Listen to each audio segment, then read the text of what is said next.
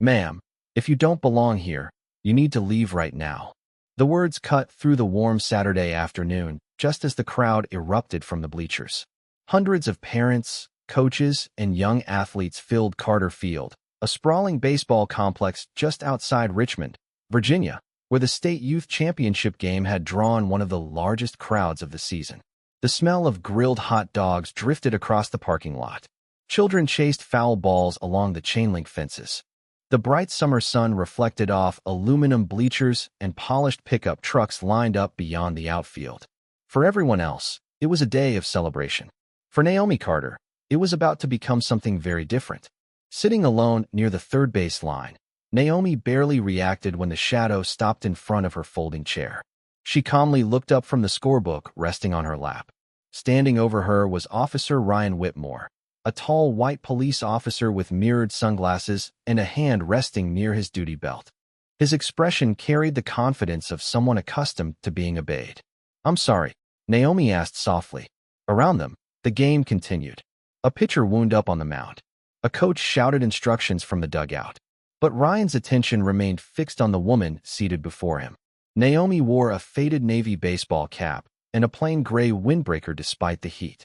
Nothing about her appearance suggested wealth, status, or authority. To most people passing by, she looked like any other spectator, perhaps even less noticeable than most. "Several people reported you," Ryan said.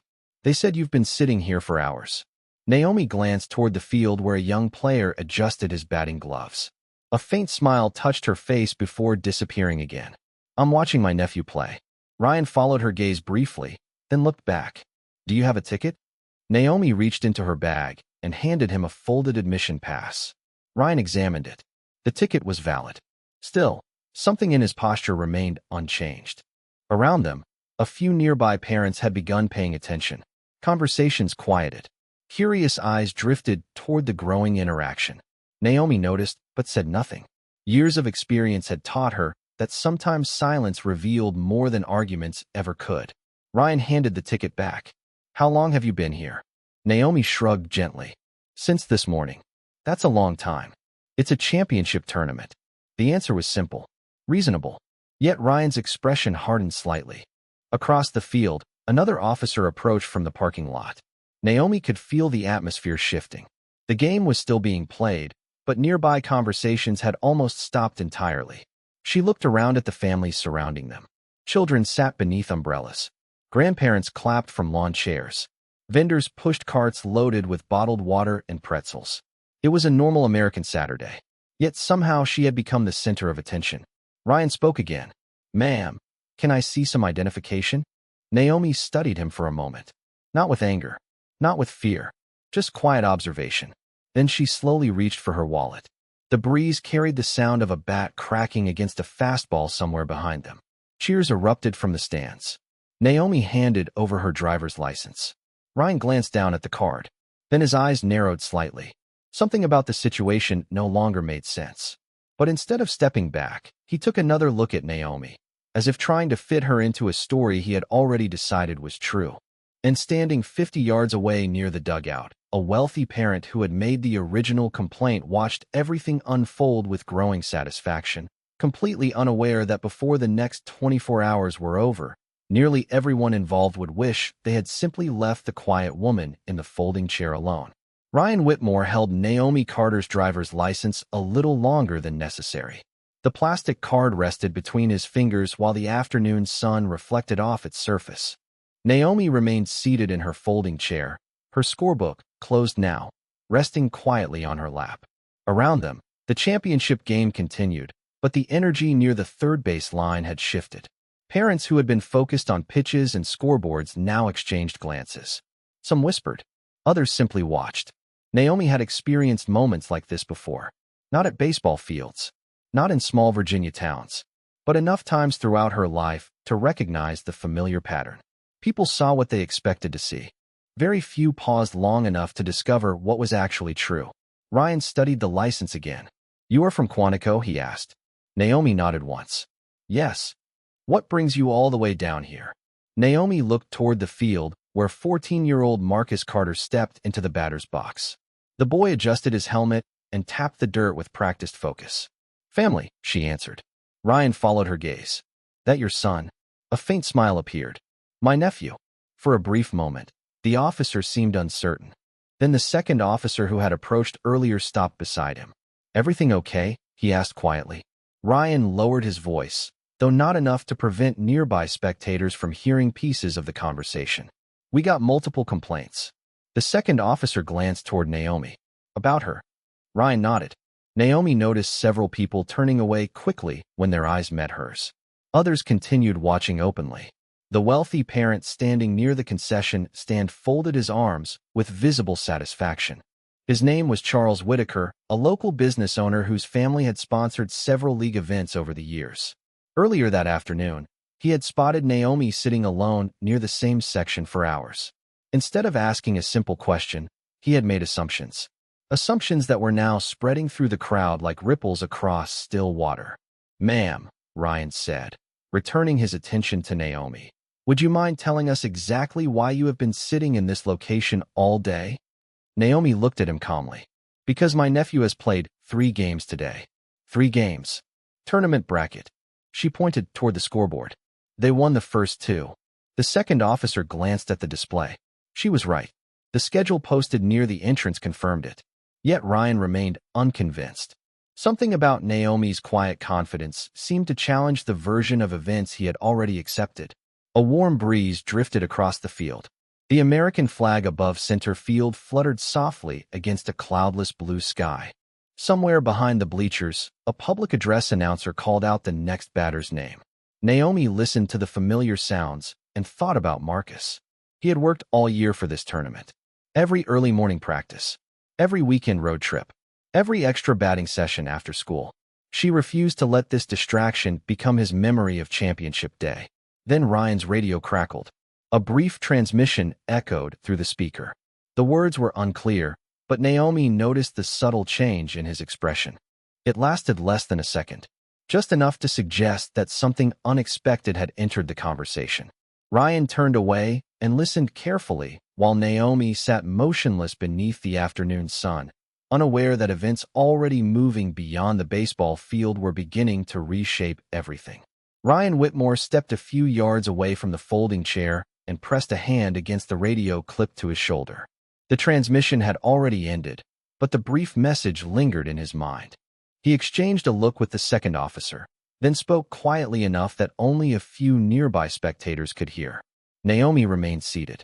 She did not strain to listen. She did not ask questions. Instead, she opened her scorebook again and made a small note beside Marcus Carter's name as the teenager connected with a sharp line drive into right field. Cheers rolled across the field. Parents jumped to their feet. Coaches shouted encouragement from the dugout. For a moment, the championship game reclaimed everyone's attention. Everyone except Charles Whitaker. Standing beneath the shade of a large sponsor banner, he continued watching Naomi with narrowed eyes. The successful real estate developer had spent years believing he could identify trouble before it appeared. In his mind, people fit categories. They belonged in certain places. And when someone did not fit his expectations, he grew suspicious. Earlier that morning, he had noticed Naomi sitting alone. No family around her. No conversation with other parents. No obvious connection to anyone on the field. Rather than introducing himself, he had called stadium security. When security found nothing wrong, he contacted the police. Now he folded his arms and waited for validation. Near home plate, Marcus rounded first base safely and glanced toward the stands. His smile faded slightly when he spotted the cluster forming around his aunt. Even from a distance, he recognized Naomi's gray windbreaker and navy cap. The sight made his stomach tighten. Back near the third base line, Ryan returned. His expression remained professional, but something had changed. Not enough for most people to notice. Enough for Naomi to see. Years of studying human behavior had taught her how to read subtle shifts. The angle of a shoulder. The hesitation before a question. The uncertainty hidden behind authority. Ma'am, Ryan said. Would you mind standing up for a moment? Naomi slowly rose from her chair.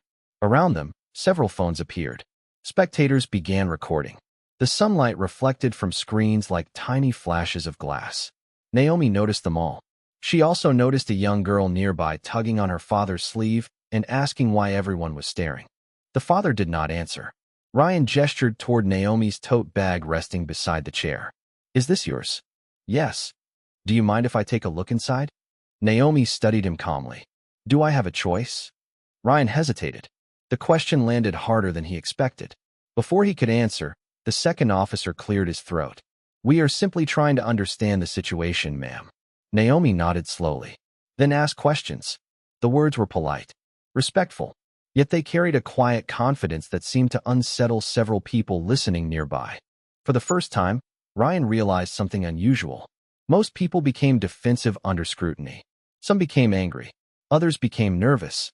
Naomi had done none of those things. She appeared completely at ease, as though this entire encounter was only a small interruption in a much larger day. Then another call came through Ryan's radio. This time the voice on the other end sounded urgent. Ryan listened. His eyes widened almost imperceptibly. Beside him, the second officer's face lost color. And 50 yards away, unaware that everything was about to change, Charles Whitaker smiled as though he had already been proven right. The second transmission ended, but the silence that followed felt louder than the cheering from the field. Ryan Whitmore lowered his hand from the radio and stared at the device for a moment as though he had misheard what was said. The second officer shifted his weight uneasily. Nearby spectators sensed the change immediately. People who had been recording now leaned forward, trying to read expressions instead of words. Naomi Carter noticed it all. She also noticed that no one was looking at the game anymore. The championship continued under the bright Virginia sun, but the attention of half the section had drifted toward a woman standing beside a folding chair and two officers who suddenly seemed less certain than before. Ryan cleared his throat. Ma'am, we need to verify a few things. Naomi nodded calmly. Then verify them. Her answer was neither confrontational nor defensive. It was simple, direct, the kind of answer that left no room for unnecessary drama. Yet the tension remained. Ryan glanced toward the tote bag again. Do you carry identification for work? Naomi looked at him carefully. Sometimes. Do you have it with you today? For the first time, a faint smile touched the corner of Naomi's mouth. Not because she found the situation amusing, because she already knew where this road was leading. Slowly, she reached into the bag and removed a dark leather credential holder. The sunlight caught the gold seal embossed on the front. Ryan accepted it and opened it. His eyes moved across the information once. Then again. The second officer stepped closer. Neither man spoke. The breeze carried the distant crack of a bat and another wave of cheers from the field. Somewhere behind them, an ice machine hummed inside the concession stand. Ordinary sounds. Ordinary moments. Yet something fundamental had shifted. Ryan closed the credential holder and looked at Naomi. Why did you not mention this earlier? Naomi tilted her head slightly. You never asked who I was. The answer landed heavily. Several spectators exchanged glances. Even Charles Whitaker, standing near the sponsor banner, looked less comfortable than before. Ryan stared at the credential holder again. The radio on his shoulder suddenly crackled once more. This time the voice came through clearly enough for the second officer to hear every word. Officer Whitmore, confirm location immediately. We have personnel attempting to contact Dr. Naomi Carter. Repeat, confirm location immediately. Ryan's jaw tightened. The second officer's eyes widened. Naomi remained perfectly still. Across the field, Marcus Carter stepped into the batter's box again. He could not hear the radio. He could not hear the conversation. But he saw the way the officers were now looking at his aunt, and something inside him settled. For the first time all afternoon, he was no longer worried about her.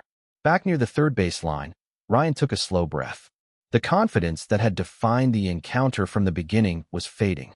In its place came uncertainty, because the name echoing through his radio was not unfamiliar. He had seen it before, on training schedules, department memorandums, professional development notices that most officers skimmed without much thought. And as the realization began connecting itself piece by piece, Ryan understood something that made his stomach drop. The woman everyone had questioned all afternoon was not simply a spectator at a baseball tournament. She was someone his own department had been preparing to meet within the next 48 hours. The realization settled over Ryan Whitmore slowly, like a storm cloud moving across open farmland. He looked at the credential holder once more, hoping he had misunderstood something. But the name remained the same. Dr. Naomi Carter. The same name printed on departmental notices. the same name attached to advanced leadership seminars and federal training programs. The same instructor scheduled to conduct a regional certification course beginning Monday morning, less than 60 miles from where they now stood. The second officer rubbed the back of his neck and looked away toward the field. Neither man seemed sure what to say next. Naomi rescued them from the silence. "Is there anything else you need from me, officers?" Her voice remained calm. There was no sarcasm, no anger, no attempt to embarrass them. Somehow that made the moment feel even heavier. Around them, spectators continued watching.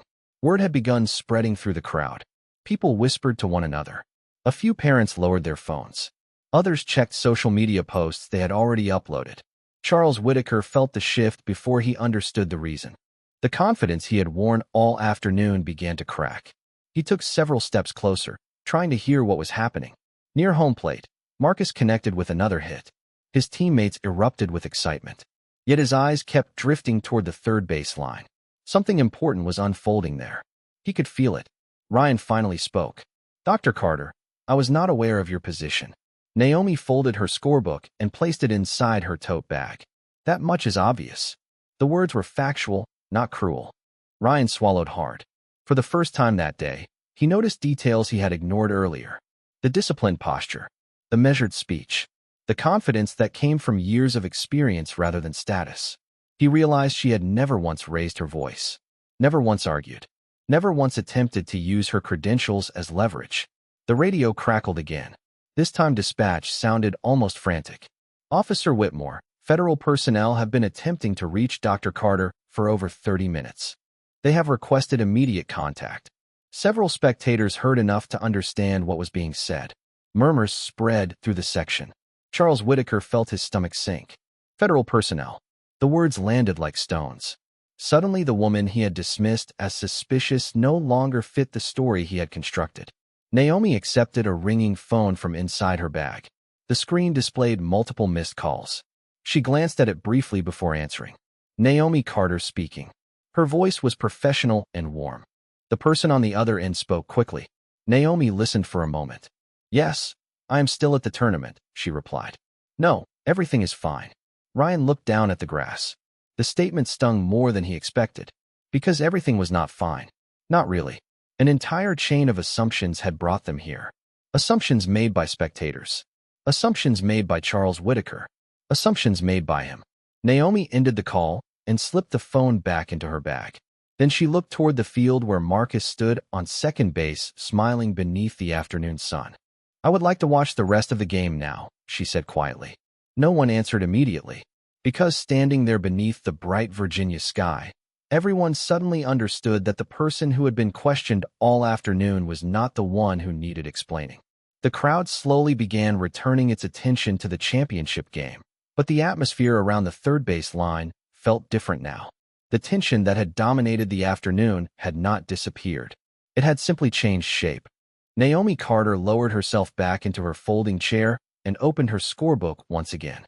The familiar pages settled her thoughts. Numbers, notes, small observations from each inning. Things that could be measured. Things that made sense. Beyond the chain-link fence, Marcus adjusted his batting gloves while his teammates celebrated another run. The late afternoon sunlight stretched across the field in long golden bands. Shadows from the bleachers crept slowly across the grass. Somewhere nearby, a vendor closed the lid on a cooler filled with ice. The sound echoed softly through the warm air. Ryan Whitmore remained standing several feet away. He had removed his sunglasses now. Without them, he looked younger, less certain. For the first time all day, he seemed to understand how much of the situation had been shaped by assumptions rather than facts.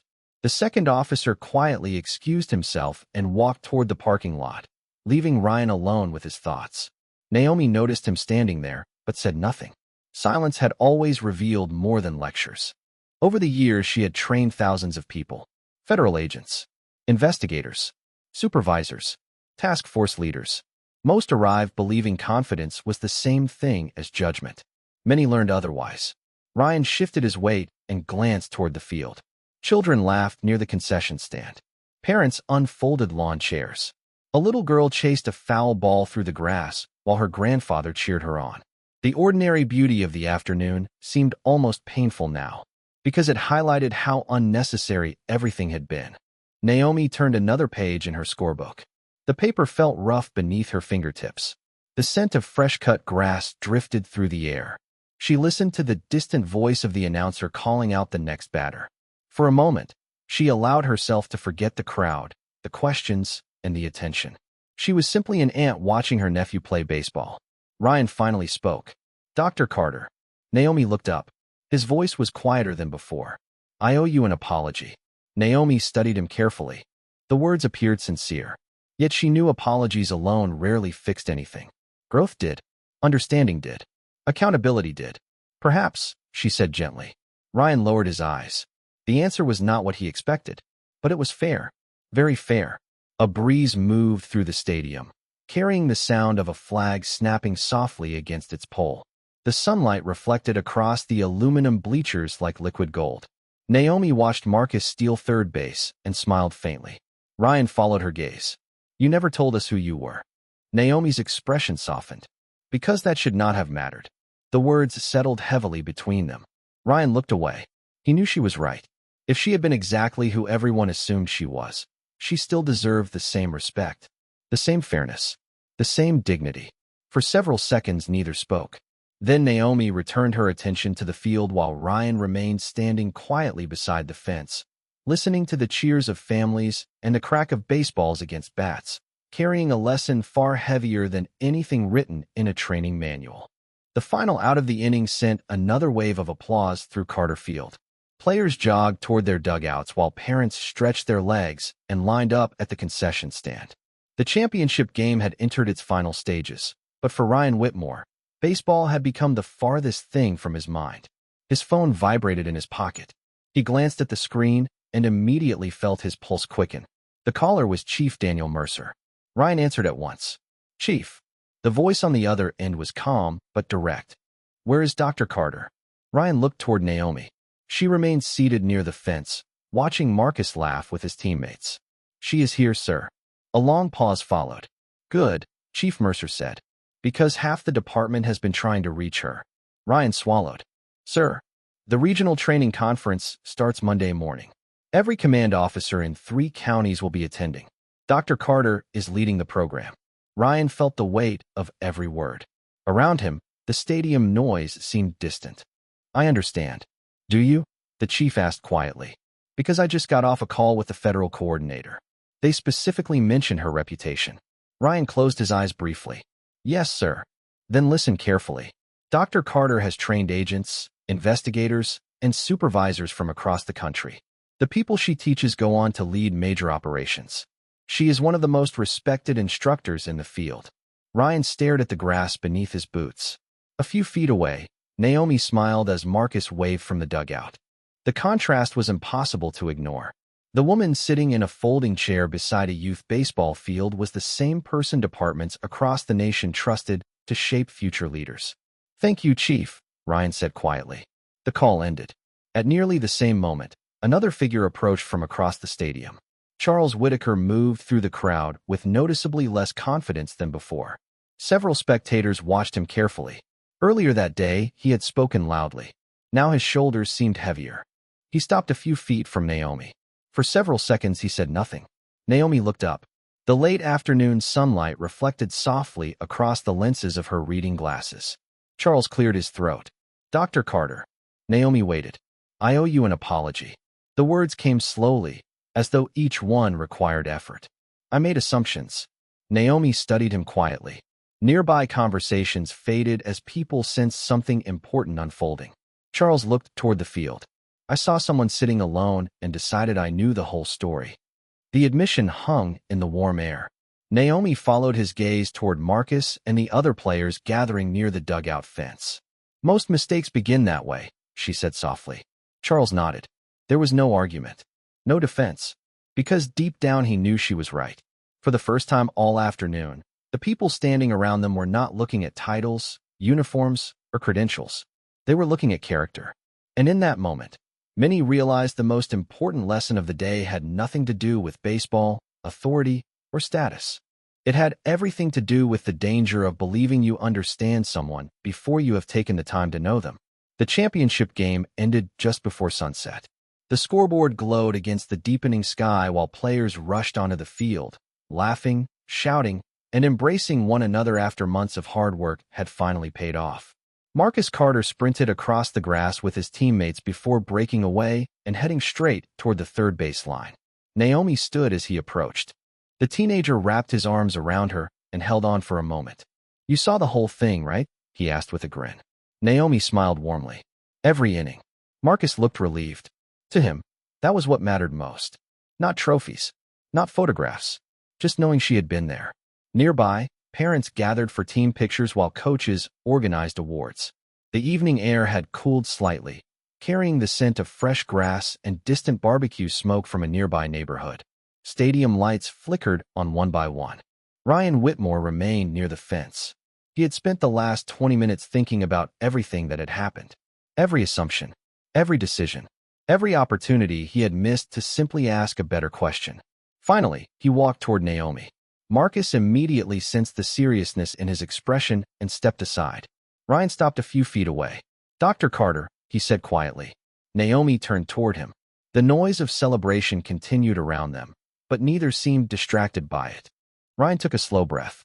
"I have spent years believing experience automatically leads to good judgment." Naomi listened without interrupting. "Today showed me that is not always true." His voice was steady, but honest. "I looked at a situation and filled in the blanks myself.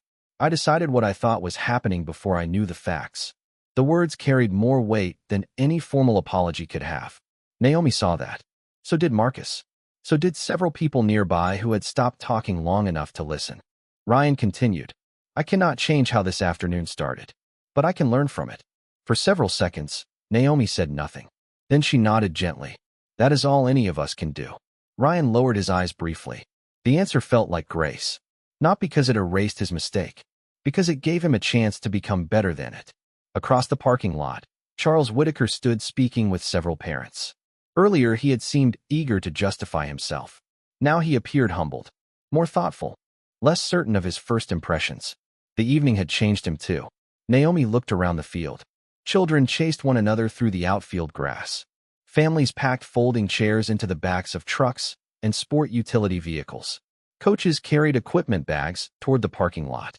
It was an ordinary American scene. Yet something important had happened here. Not because anyone powerful had been exposed. Not because anyone had been embarrassed. But because several people had been forced to confront assumptions they did not realize they carried. Marcus adjusted his championship medal and smiled. "You still coming to my game next month?" Naomi laughed softly. "Would not miss it." As they walked toward the parking lot together, the last sunlight faded behind the trees, leaving only the glow of stadium lights and the quiet feeling that some victories happened far away from the scoreboard. Monday morning arrived beneath a pale Virginia sky washed with early sunlight. The regional training center stood quiet except for the sound of car doors closing and officers making their way through the glass entrance. Inside, rows of tables stretched across a large conference room filled with notebooks, training materials, and freshly brewed coffee. Ryan Whitmore stepped through the doorway carrying a folder under one arm. The events of the baseball tournament had remained with him all weekend. He had replayed every moment more times than he cared to admit. Across the room, officers from neighboring departments greeted one another. Some laughed. Others compared schedules. None of them knew how personal this training day would feel for Ryan. Then the room gradually grew silent. A side door opened. Naomi Carter entered carrying a simple leather portfolio. No dramatic introduction followed. No announcement. No reminder of credentials. She walked calmly to the front of the room and placed her materials on the podium. Morning light filtered through tall windows behind her, casting a warm glow across the polished floor. Ryan looked down briefly before meeting her eyes. Naomi offered the room a professional smile. "Good morning, everyone." Her voice was steady and welcoming. "Over the next 3 days, we will discuss leadership, judgment, communication, and decision-making." The room listened carefully. "Most people believe good decisions come from experience," she continued. "Sometimes they do, but experience alone is not enough. The most dangerous mistakes often happen when we think we already know the answer before we understand the situation." The words settled over the room like still water. Ryan felt them immediately, yet Naomi never looked directly at him. She never mentioned the baseball field. She never mentioned what had happened. She did not need to. The lesson was already there. Throughout the morning, officers took notes while Naomi guided discussions and case studies. She challenged assumptions, asked difficult questions, encouraged honest reflection. And the more she spoke, the more Ryan understood why so many agencies respected her. She was not teaching procedures. She was teaching perspective. During a break, Ryan remained seated while others headed toward the coffee station. Sunlight streamed across the empty chair beside him. For a moment, he simply watched people talking and laughing throughout the room. Then he noticed something. On the cover page of the training manual was a single sentence printed beneath the program title. Kindness is not weakness. It is strength. Ryan read it twice. The words reminded him of the baseball field, of Marcus smiling after the championship game, of Charles Whitaker admitting he was wrong, and of Naomi choosing grace when she had every reason to be angry. By the time the final session ended 3 days later, something had changed. Not only in Ryan, in many people who attended. As officers slowly filed out of the conference room, Naomi gathered her materials and prepared to leave. Ryan paused near the doorway and looked back one last time. Naomi stood alone near the podium, illuminated by soft afternoon light. She appeared exactly as she had at the baseball field. Calm, confident, unshaken. Outside, a gentle breeze moved through the trees. Inside, the room fell quiet. No applause, no speeches, no grand finale. Just the lingering silence that remains when a lesson finally reaches the heart. And in that silence, the real victory could be heard.